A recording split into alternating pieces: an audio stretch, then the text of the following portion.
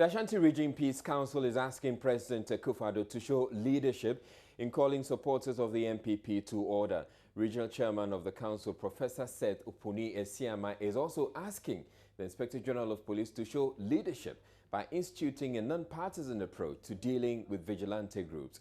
He was speaking in an exclusive interview with Lava Firm's Erastus Asaridonko. What happened last Friday is actually a culmination of a lot of things that have happened. And as members of the council, we are not happy at all about the way things are going. You mentioned the vigilante groups that were to be disbanded. Yes, we heard about that long ago in President Mahama's government. Nothing happened. And soon after, we deemed these to be acts of intolerant political behavior, and we cannot, as a nation, continue this way. And so I think that the president must show leadership at this stage, come out personally to let people know that he doesn't support this. He has a lot of goodwill in the country now. He should use that goodwill to the advantage of all of us. Let people realize that President Akufo-Addo does not support violence and so on, and therefore those who are doing that will be treated as people who are going against the laws. Again, I will also say that the IGP must also show leadership. When this Friday incident took place, I wasn't there, but I've seen the video. I saw policemen fully armed, trying to protect this gentleman, I think it's Mr. J. Unfortunately, they were protecting him and not trying to prevent the people from doing what they were doing. Today we are told government officers have been ransacked, doors broken, windows broken. Whose money are we going to use to repair those things? Well, on a follow-up visit to the Regional Coordinating Council, our firm's Erastus Asaridonko reports the distraction left behind by the Delta Force in the attempt to chase out the Regional Security Coordinator from office is yet to be repaired. So more than 48 hours since this place was attacked by some youth belonging to the Delta Force within the NPP, not much is happening here. At the moment, you can see that the office to the Regional Security Liaison Officer has been barred because the door itself was destroyed and the louvers and other things have been broken, as you can see. And so at the moment, we can see that it's not habitable, and we are learning that the man himself will have to go back to Accra, await instructions from the presidency, the appointing authority, to be able to know whether they will be coming back to office or perhaps there will be a change in the appointment. And this is where they actually dragged him through this particular door down the stairs. I'm still awaiting a word from up there. Behind the scenes, there have been a lot happening. There is another group called the Invisible Forces. They are rooting for the current Regional Security Liaison Officer, and so they also planned a retaliatory attack, but then I understand some party folks have spoken to them. Yesterday, they have confirmed to me they went to Menchia to tell Otumfuo they are backing the current appointment of Regional Security Liaison Officer George Ajay, and so they want him to stay in office and continue to work. On Friday, all invisible forces gathered to attack the Regional Coordinating Council. We were prepared for the worst, but they prevented us from attacking, and that we should leave the issue for the authorities.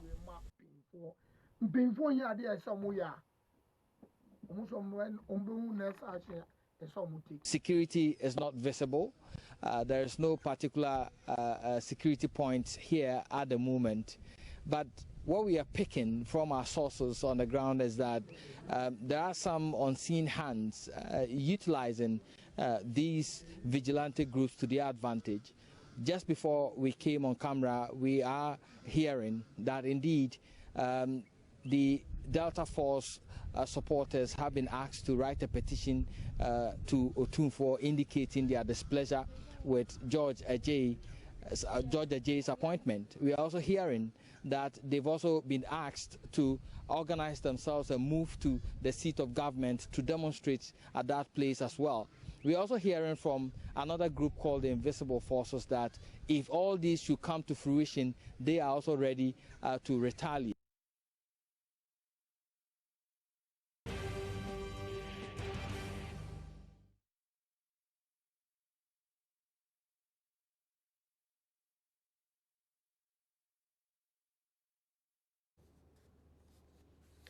The Abekan District Court has ordered police prosecutors to make available true copies of all documents they intend to rely on to prove their case against embattled Moako restaurant branch manager Jihad Shaban. Joseph Akable was in court for JoyNews. It was an anxious wait at Abekan District Court for the 1 p.m. time set by Victoria Ganza to deliver her ruling on a request by lawyers for the embattled branch manager. The lawyers who had started orally examining Evelyn Boachi, the caterer, asked for a break as they placed a demand for all documents prosecution will be relying on. Lawyer Safweje, who represents Jihad Shaban, insisted this will enable them effectively question the witness as well as all other witnesses expected to appear before the court. This was opposed by prosecution, who were of the view the cross-examination could proceed without the documents. The court granted a request stating there was no justifiable basis for denying the lawyers for the accused via request. Well, at the Labour Court in Accra, the matter involving 205 dismissed NSS workers was adjourned to April 5. The AG's representative, Efwa Abam, told the court they were filing their response to the suits and intend filing another to have the action dismissed. The 205 workers employed in December 2016 had their appointment revoked after a change in leadership at the Secretariat in February 2017. Their lawyer, Dr. Abdul Basid Bamba, insists the action is unfair, for which reason they are challenging it in court. Not too long ago, the National Service dismissed over 200 new employees of the service. Now, some of these dismissed employees have instituted an action in the High Court, basically saying that by the Constitution, they are members of the public services of Ghana and they cannot be dismissed without just cause. Now, they followed it up by applying for an injunction to get the National Service Scheme to reinstate them pending the termination of the action, or to prevent the National Service Scheme from recruiting others to take their place before this matter has been determined. Now, we came to court today, but the case had to be adjourned because the AG doesn't appear to be ready. They were to file some processes which they are yet to file. They sought some time from the court to file their response, and the court granted them their prayer. So is it your contention that your clients were illegally dismissed? Well, I don't want to go into the merits of the case. I mean, under our Constitution, if you have a grievance, you go to court. It's for the court to determine the matter. So we'll leave the issue of the merits of the case to the court. But the case of my client is simply that they cannot be dismissed without just cause. The Constitution is very, very clear that you cannot dismiss a public servant without just cause. And they think that that dismissal doesn't have any just cause, and that's why they are in court. Well, still in the High Court, Patience Mills Tete, a judge, rejected an attempt to offer video evidence in a case in which a newspaper has been sued for defaming a claimant to the same stool.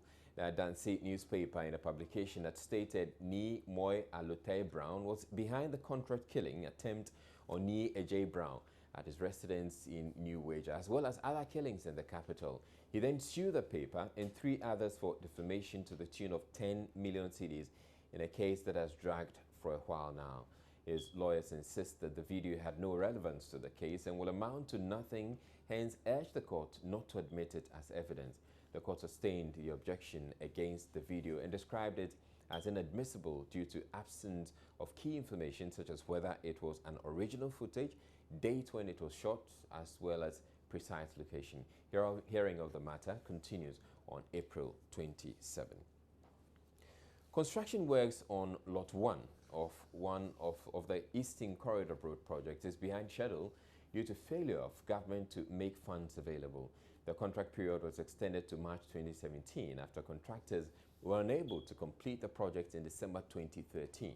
With just a few days to the end of March, it's almost certain the roads will still not be completed on schedule. Inspecting progress of work, Volta Regional Minister Archibald Letcher said he was unhappy about the development and promised to push for the release of funds to complete the work. Fred Kwame Sari's report. Works started on Lot 1 of the Eastern Corridor Road project in December 2011. The 45-kilometer road, which stretches from Esikuma Junction to Logba Alakweti, is being funded by the government.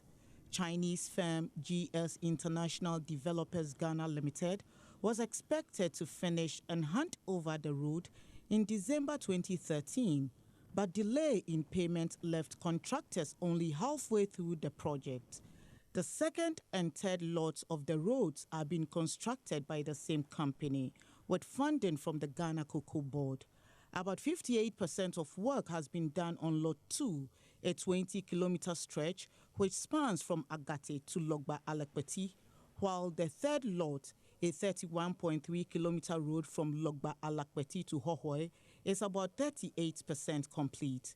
GS International Developers Ghana Limited is confident of completing the Lot 2 and 3 projects on time, as the Ghana Cocoa Board is providing the necessary funds as expected. But the contractors lament they've wasted so much time on the Lot 1 project. Old equipment are spoiled, we change new equipment. And the labor, we need to pay for the labor, the salaries, whatever. So it's a long delay, it's no good for the contractors. Here right now we are losing all the time, so we are complaining. We hope the government can pay us on a regular basis so can quickly complete it. The Volta Regional Minister has also promised to ensure funds are disbursed for the delayed project. We are more than 3 years behind schedule. So we're going to try to address the funding challenges that the contractor is facing. So whatever we've seen here, we're going to communicate with the ministry in Accra and the finance ministry and the roads and highway ministry, so that whatever we can do to speed up the progress or work on this stretch of roads will be done. Meanwhile, defects detected at some portions of the Lot 1 project are being corrected. Fred Kwame Asare's report for Joy News. Prayers and miracles are good, but hard work guarantees success. That's President Akufo-Addo's message to Ghanaians. Addressing an international conference on entrepreneurship and business development, the president said the country faces the danger of getting things out of order if the citizens see miracles by religious leaders as a sure way to riches, and wants the church to lead the way in changing attitudes. Today, an increasing number of people seem to think that success in all fields of endeavor is dependent on miracles and not hard work. We come to work and spend the first hour and more, not on the job we are paid to do, but on prayers. We go to all-night prayers and come to work the next day, tired and unfit for purpose. We take out a week for every funeral and expect our businesses to thrive because we invoke the name of the Almighty. I am eternally grateful to the Almighty for His grace and favor that led to our winning the elections of December 7th. But it would be unfair to discount the amount of very hard work that was put in by many, many people up and down the country. Doubtless, the fervent prayers that we all sent up to the Almighty helped to deliver the results we so desired. But vigilance and dedication on the part of many unsung heroes counted a lot and should not be discounted. I mention this simply to make the point that there is need to keep a proper balance at all times.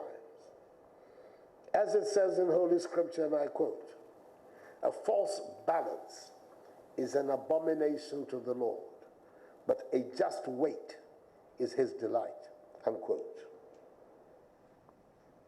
Let me refer again to the good book, where it says, there is a time and place for everything. We cannot and should not continue to hide behind religiosity, to indulge in the habits that have characterized our attitude to work. The churches and mosques have a crucial role to play in the attitudinal change that I believe we need to build a new economy. The change starts at school and with how our attitudes are tuned in the classroom towards the subjects we are taught and the professions we are encouraged to pursue.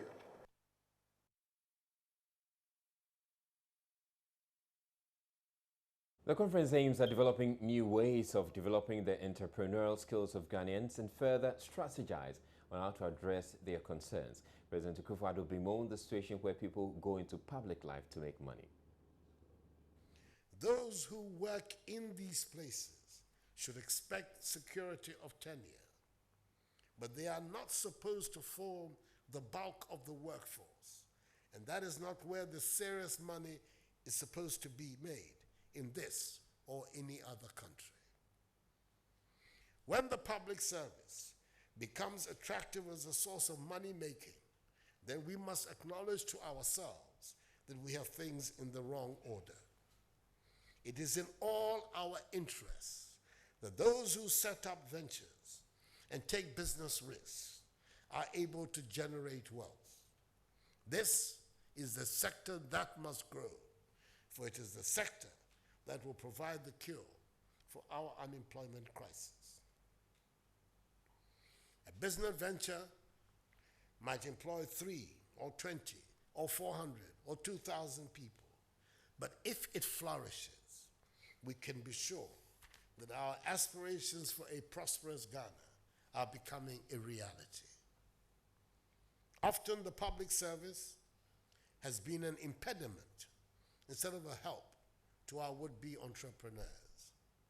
Petty corruption and excessive regulation weigh down and demoralize businesses. This administration is determined to remove such impediments and allow businesses to grow. Presiding Bishop of the Methodist Church, Ghana, Most Reverend Titus Kofi Awotwe Pratt, says the church will continue to groom its students to be entrepreneurs. I sat in a lecture somewhere some time ago when I was a student. And the professor, Trevor Ling, in front of Manchester, teaching a subject on religion, on religious faith in the modern world, said, among other things, that in the capitalist world, the entrepreneur is the activist, because the activist or the entrepreneur is the one who generates funds, creates jobs, and establishes a social system where life is made comfortable with free exchange of ideas to promote growth. I think I strongly still believe in that teaching. Of course, to create wealth, it is imperative that land acquisition, availability of labor, and accessibility to capital are very essential, as the speaker said this morning to us. Perhaps a fourth factor could be added, distinguished gathering, and I think that should be a conducive political climate, a system of government which minimizes impunity, reduces corruption, if not totally obliterated, promote and encourage the rule of law, and fourthly, keeps education and its planning in the hands of the experts, totally depoliticized.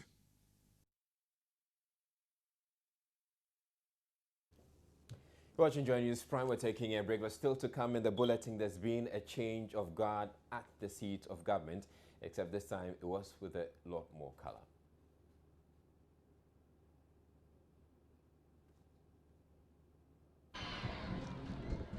Elton Probis. You're watching JoyNews Prime. We're returning to our first story on the attack on the Ashanti Region Security Coordinator last week. Erastus Asari Donko reports 4 more suspects have been arrested. He joins us on the line now. Hello, Erastus. Yeah, Israel. All right, so you're telling us that 4 more suspects have been arrested. Earlier in the day, we're told that the leader of the group, the Delta Force group, had been granted bail.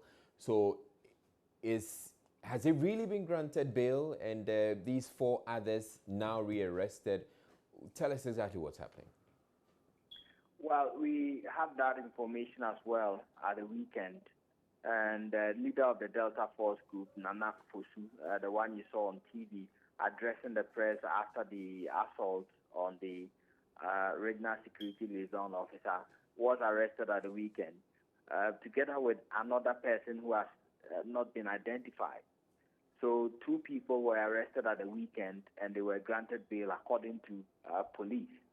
Now, we are being told this evening by the PR unit of the Regional Police Command that 3 more people have volunteered and stepped forward to police, and they've been arrested.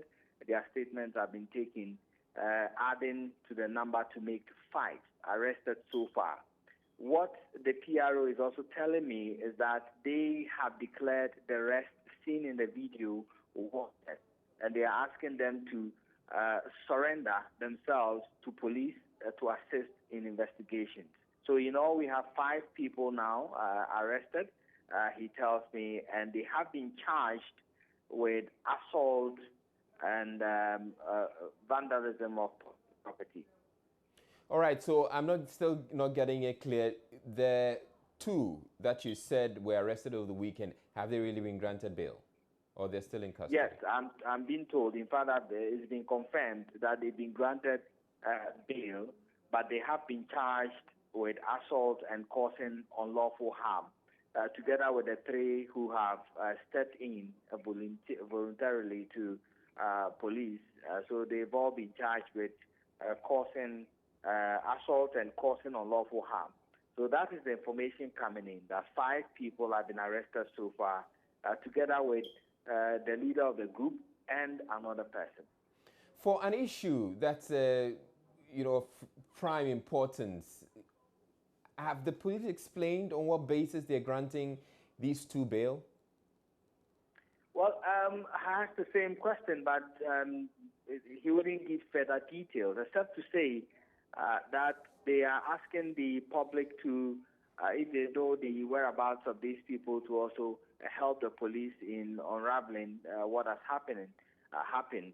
But they are also asking the police in a release, telling the general public, I beg your pardon, that if people have grievances in the future, they should know how to address them at the appropriate quarters and not take the law into their own hands and go about venting their spleen on public officers. And so that is the advice he's giving, but he's not giving any further detail on why they've been granted bail and all that. I asked him this question, that do they have plans of prosecuting? He said yes. And that is why the 5 have been charged with assault and causing unlawful harm. So from tomorrow, they will be arraigning them before court. All right. Thank you very much, Erastus Asare Donko, bringing us up to speed with the story. So the latest is that 3 more suspects have been arrested in connection with the attack on the Ashanti region liaison officer, security liaison officer, and the police is also requesting or asking all others who were involved in the raid on the office of the liaison officer to present or surrender themselves to the police. In other news, the minority in Parliament is raising red flags over what it says is an overload of projects at the office of the President for the 2017 financial year, situation it describes as dangerous. Parliament Monday approved a budget of 1.56 billion cedis for the Office of Government Machinery for 2017, an amount the minority describes as exorbitant. The minority says plans by the President's office to directly supply farming inputs to farmers and undertake sanitation programs is uncalled for. Minority spokesperson on finance Atu Forsin told a media briefing Monday the move will hamper the effective implementation of these projects. You have the Ministry of Agric, and you are going to send money to the Office of Chief of Staff for the purposes of agric inputs. What is the Ministry of Finance? What is the use of the Ministry of Agric? That the Chief of Staff's office has the requisite knowledge on agriculture to procure agric input that is required by this country. Do they know about it? It's a question we want to ask. We also want to find out that One Village, One Dam, Water for All projects are indeed projects that should go to water resources and sanitation. But now we are going to see the Chief of Staff's office going to take care of water project, One Village, One Dam. Sanitation project is now going to be done by the Office of the Chief of Staff, not the minister. So you will now see Zoom Lion's office taking care, or now going to the Office of Chief of Staff. They will now take care of sanitation. The water project, the Ministry for Water Resources and Sanitation and Water Resources, has 25 million, the whole ministry, for CAPEX. And 25 million, one project under the Office of the Chief of Staff, the sanitation project, is 44 million, far bigger than what the ministry is going to get. So you've created a ministry, but you are depriving them from the resources to work. So why did you create a ministry? This is our concern. What also saddens us clearly is when you go to goods and services. An amount of 132 million Ghana cedis has been allocated to the Office of the Chief of Staff. 132 million Ghana cedis. What are they doing at the Office of the Chief of Staff? In fact, 132 million Ghana cedis in terms of goods and services is more than Parliament of Ghana's goods and services of 1.7 million.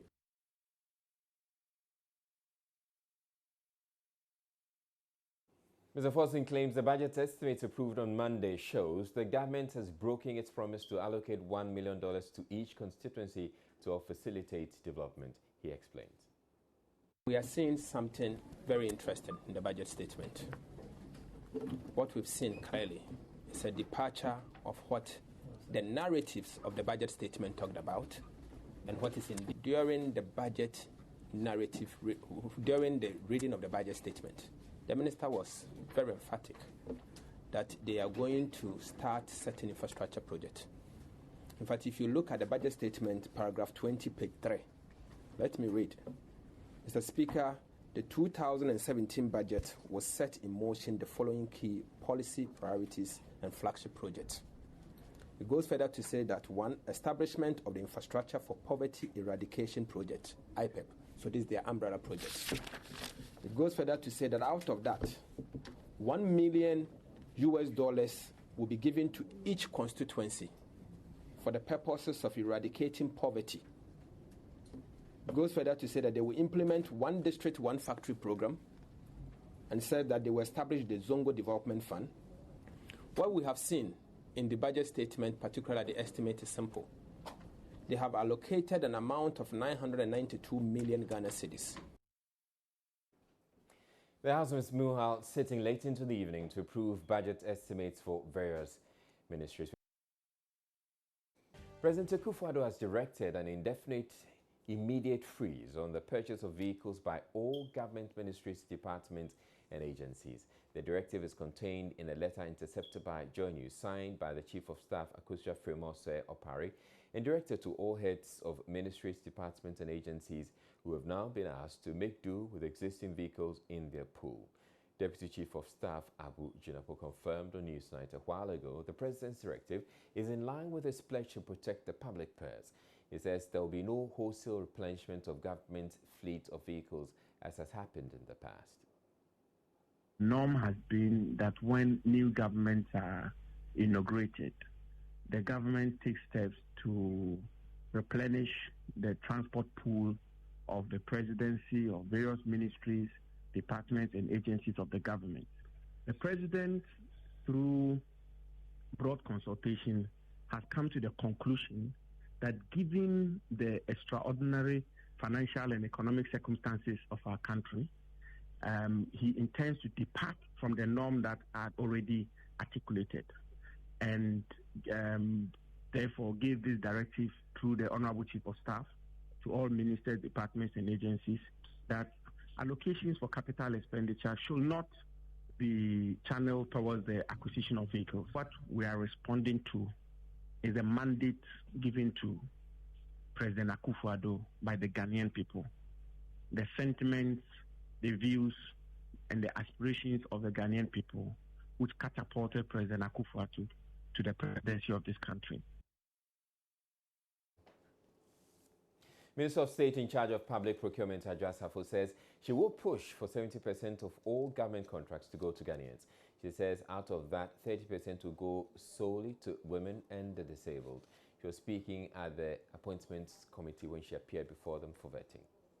In between budgeting and auditing is procurement. So we need to place as much emphasis on procurement to save our taxpayers' money from going down the drain. It is a government policy, and we stated it in our manifesto, that we would ensure that 70% of all government contracts go to locals. And Mr. Chairman, this is a way to promote our local manufacturers, suppliers, contractors, and to build their capacity. So if I'm given the nod, together with governments, we will create the enabling environment for these contractors who are locals to build their capacity. Again, out of the 70%, it is again government policy, and it is in our manifesto, that 30% of the 70% will be procurements given to companies owned by women, companies owned by persons who are physically challenged, and again, companies that are established under the Youth Enterprise Fund. So we will work together with the Ministry of Women and Children, the Ministry of Trade, to ensure that we identify some of these companies and encourage them to bid for government contracts. The 2016 National Best Maize Farmer, Kofi Vigno, has landed a multi-million-dollar deal to supply thousands of tons of tiger nuts, maize, ginger, chili pepper, raw cashew nuts, and other vegetables to 4 international agro-processing companies from next year. The 4 companies involved in the 5-year deal are based in Italy, Netherlands, and India. Kofi Vigno tells JoyNews' Nestor Kafuya-Joma he signed off the agreement at an international agric fair in Germany. According to Kofi Vigno, the deal was sealed at the 5-day 2016 Biofac Organic Fair held in Nuremberg, Germany, when they brought together actors in organic farming and industrial players across the world. The 5-year contract with the foreign partners required the supply of 50,000 metric tons of maize per week, 500,000 metric tons of ginger per year, and 10,000 tons of tiger nuts. Kofi Vigno noted that the move is expected to boost agricultural export revenue and create massive jobs along the value chain. He said his visit to German farms has taught him great lessons in farming. I visited some few farms, and I happened also to witness the land preparation. And you could see that they don't have the fertility of land. So what they do is that they have to travel hundreds of kilometers to move cow dung to come and put it on the land and plow it. And they're going to do this thing 3 times before they can start the planting. But Ghana, we are not faced with such a challenge, but we are still doing zero when it comes to agriculture. The 2016 National Best Maize Farmer stated that his company has obtained several acres of land at Kwatire in the Sunyani East district to engage farmers through the nucleus system to cultivate the required crops. He said his foreign partners will provide the requisite improved seeds to farmers so as to meet their specifications. Kofi Vigno indicated that his company could provide jobs for the youth through this project if government will provide the financial support. This particular project, we wish we get some finance to execute this project. And I tell you, our vision is to give direct and indirect jobs for over 10,000 youth of this country. And it is in our vision and mission. So we wish we get support. We wish we get some support from government. Mr. Vigno says his company is targeting to train 150 farmers, mostly women in the Brongahafo region, to get familiar with organic farming for the purpose of the 5-year multi-million-dollar project. This, he said, will be expanded to involve many other farmers across the country. Kofi Vigno signed a deal with AgriBio SRI in Italy, Doan's Food Ingredients and Stell and Van Koot Limited in Netherlands, as well as Swastik Enterprises in India for a 5-year supply. Favor Nunu, reading for Nestor Ajoma. The story of a 14-year-old girl defiled by 5 men and left for dead in a stream at Nkoko in the Eastern region has been attracting support from the public. The girl, who is currently battling complications and psychological trauma she suffered in the ordeal over the weekend, received cash donations and some food items. Some philanthropists have also offered to provide counseling services to help her better manage the trauma. Part of the donation is to help cover treatment and other medical expenses. Ohim Interior has more. The victim was strangled by her attackers in an attempt to murder her after having sexual intercourse with her intense. The attackers confessed the plan was to avoid arrest, but a good Samaritan who found her in an unconscious state saved her life. That act has since left the girl with walking difficulties whilst she bleeds profusely from her private parts in life-threatening complications. Police have so far arrested 3 suspects in connection with the defilement. The third person was arrested over the weekend. We were able to arrest a third person who is in the person of Audu Kamiru, 18 years. And according to the victim, it was Audu Kamiru who even booted her down before they had access to her. So we are still left with 2 to be apprehended. But the traumatized girl says she is being haunted by the ordeal she went through. As if that is not enough, some residents in her neighborhood have been making fun of her. She tells me she has been contemplating suicide to end it all. The flow of the blood has now increased. My dresses are soiled every now and then. I feel uncomfortable. Anytime I remember the ordeal I went through, I always think of ending my life. This means little has been done to improve the life of the poor girl since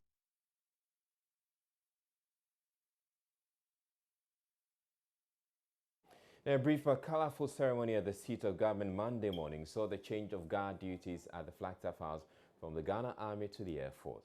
The program, attended by President Akufo-Addo, his vice, senior members of his government, service chiefs, and selected school children, was laced with gymnastic display by members of the Ghana Armed Forces. Presidential correspondent Elton Brobe reports. Three! National salute!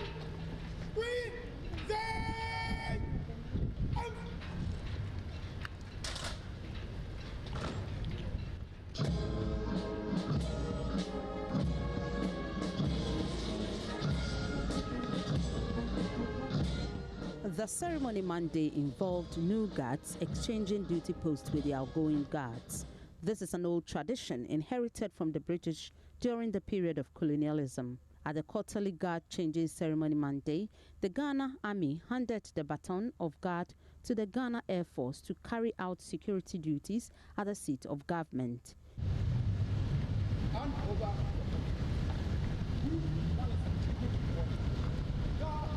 A parade mounted by the 2 detachments underwent the traditional ceremony, which also involved the handing over of notes from the Army. The significance of the guard changing is to ensure alertness and readiness at all times, ensure availability and serviceability of all equipment, assess the strength of the soldiers for duty, ensure maximum security at the duty point, strengthen unity and spirit among the troops, and ensure constant fortification of the duty post. The president and his vice, who were just observers at the ceremony, were treated to a well-coordinated gymnastic display by officers of the Ghana Armed Forces. The coordination was unprecedented compared to previous ceremonies. Elton Brobe's report.